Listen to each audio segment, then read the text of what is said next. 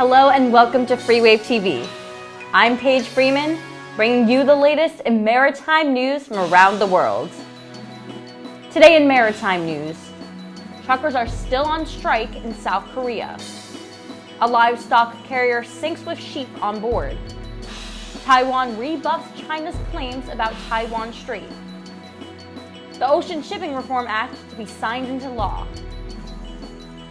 A new container berth is set to be added to a Chinese port. A company looks to invest in expanding in Argentine ports. A shipping company launches a new service. A cruise ship sails again after it caught on fire a couple weeks ago.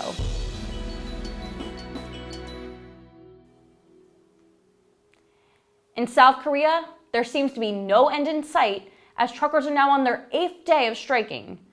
As a result, steel mills, automotive plants, petrochemical complexes, and microchip processors have had issues getting their products to the market, and ports have also seen significant drops in throughput. Yesterday, the military was even called in to transport containers from the ports.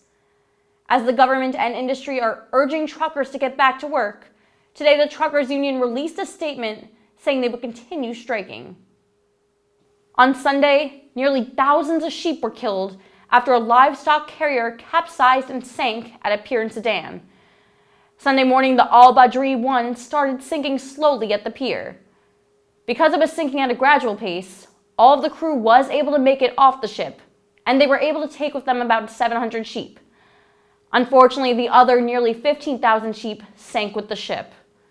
There were now concerns that port operations will be impacted, and there is the potential for a fuel oil spill and waste from the decomposing sheep. Today, Taiwan's government said the Taiwan Strait is an international waterway, and therefore the United States warships could use it. The statement comes after China said on Monday that it has sovereignty, sovereign rights, and jurisdiction over the Taiwan Strait. In the United States, a law to reform oversight of the ocean shipping industry is set to be enacted.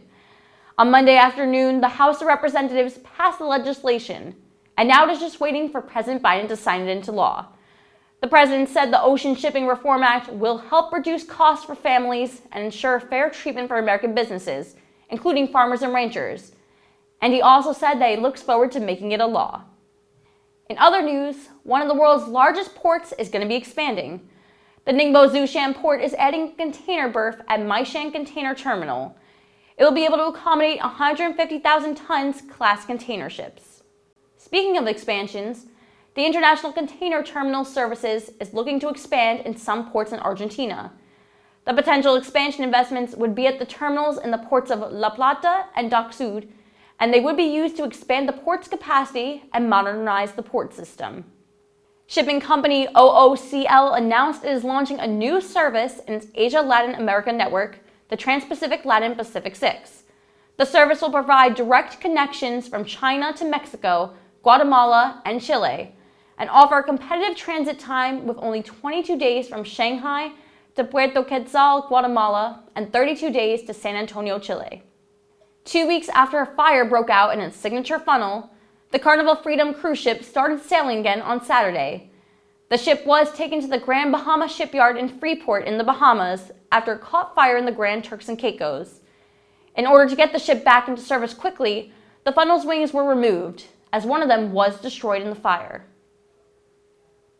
And now, here's the news making headlines around the world.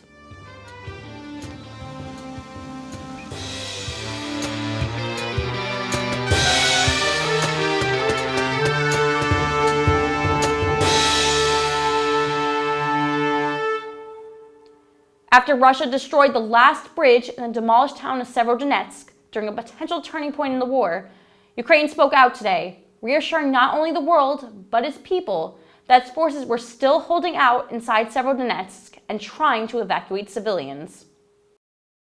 Meanwhile, on Russia's part, the Kremlin said that it was sure that Russian-backed separatist leaders in the Donbass would be open to an appeal from Britain over the fate of 2 Britons sentenced to death for fighting for Ukraine.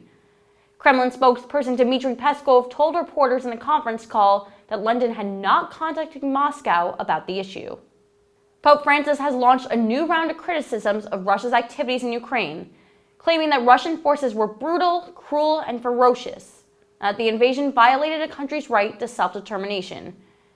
In a text conversation from last month that he published on Tuesday, the Pope praised the brave Ukrainians for fighting for survival, but he also said that the situation was not black and white and that the war was perhaps in some way provoked, sending many of his followers for a loop.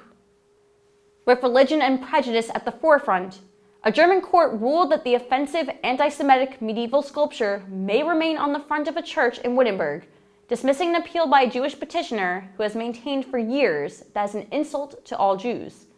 The sculpture depicts a rabbi lifting the tail of a pig and allowing children to drink from the animal's teats. In an age when anti-Semitism has been noticeably present, this court decision will draw attention to the issue. On Monday, the path to a safer tomorrow in America started getting paved as U.S. Attorney General Merrick Garland endorsed a bipartisan Senate gun safety proposal as meaningful progress after putting in place new gun trafficking charges to crack down on the gun violence overtaking America. Officials in China warned their citizens today that a surge of COVID-19 cases was linked to a 24-hour bar, and the city of 22 million who just broke out of a long-lasting quarantine were in a race against time to get to grips with its most serious outbreak since the pandemic began. A United Nations expert said on Tuesday that since last year's coup in Myanmar, countless children have been murdered, not just in the crossfire conflict, but as deliberate targets of a military willing to inflict immense suffering.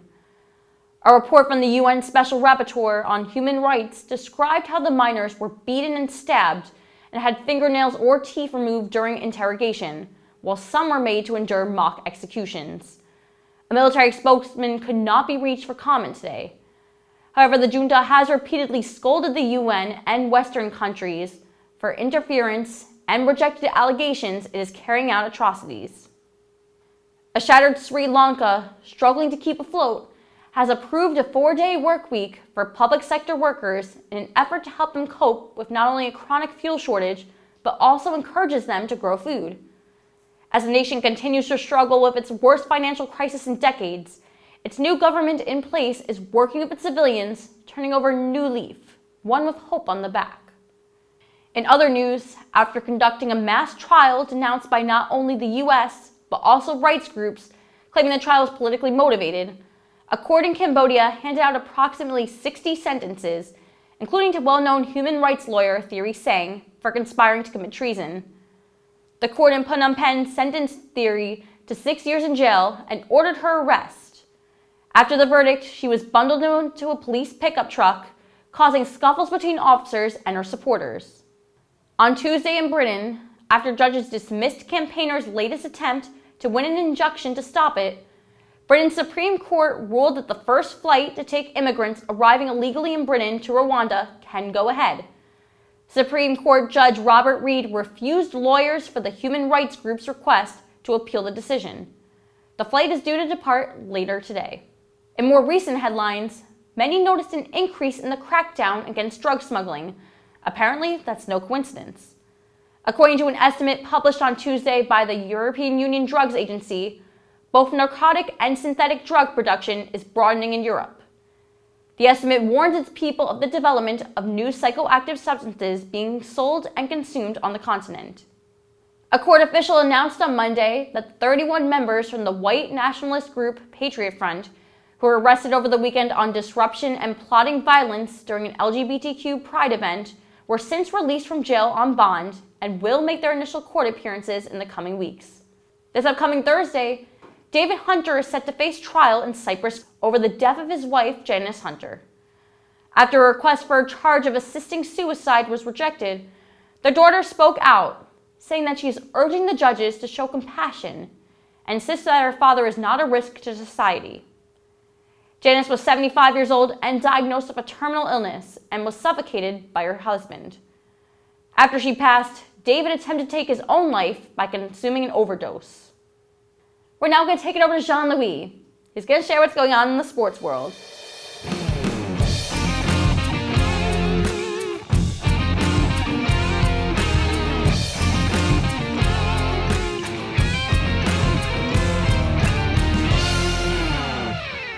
It is June 14th, 2022, and you're kicking it with Jean-Louis of FreeWaveTV. And from the States to across the pond, here are your sports stories of today. We start off with football, where the Nations League is at the forefront.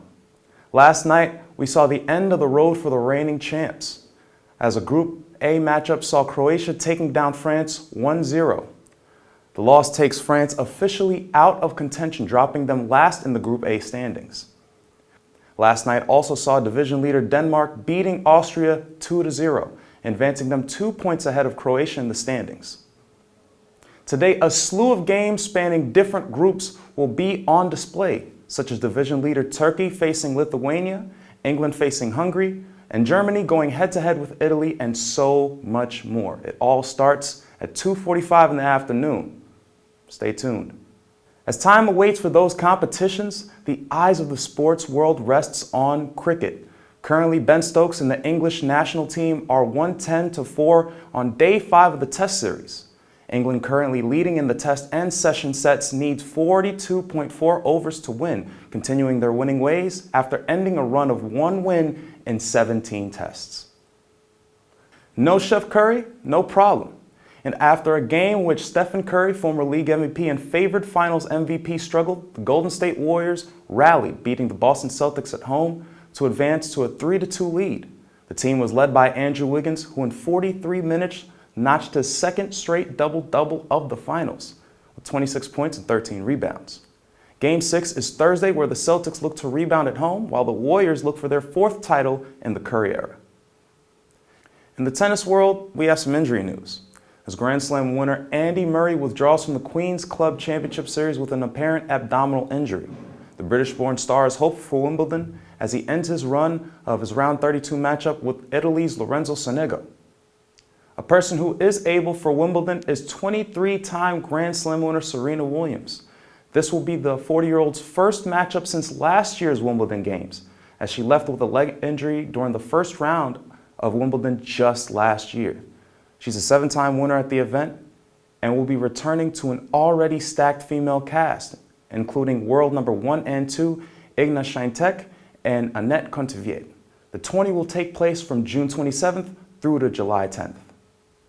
More lawsuit stands for Browns QB Deshaun Watson, as Tony Bunzi, the Houston attorney that is representing the 24-woman filing for a lawsuit against Watson, reports that 2 more sexual assault lawsuits, one via an Atlanta attorney and another following the piece done on him by HBO's Real Sports with Brian Gumbel show, brings him to a total of 26 suits against the Pro Bowl quarterback. Lastly, we shed some light on the showdown at Ball Arena. Yes, after a 6-game grueling series against the Rangers, the defending champs, the Tampa Bay Lightning, faced the Colorado Avalanche in the Stanley Cup Finals. The Avalanche will play for the first time in a week since their series sweep over the Edmonton Oilers in the Western Conference Finals. It all happens tonight at 8 p.m. For more on this and all things Freewave Sports, check out our socials, as well as on FreeWaveTV.com. Otherwise, I'm Jean-Louis, and that's your news. Take care.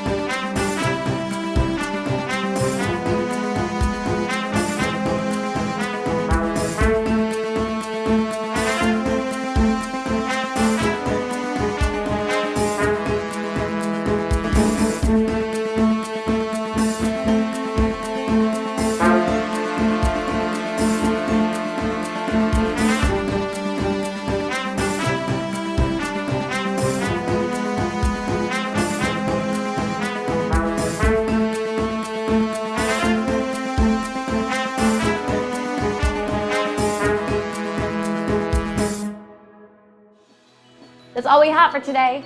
For more detailed news, you can visit our website, www.freewavetv.com. On behalf of all of us here at FreeWave TV, thanks for watching, and we'll see you at our next newscast.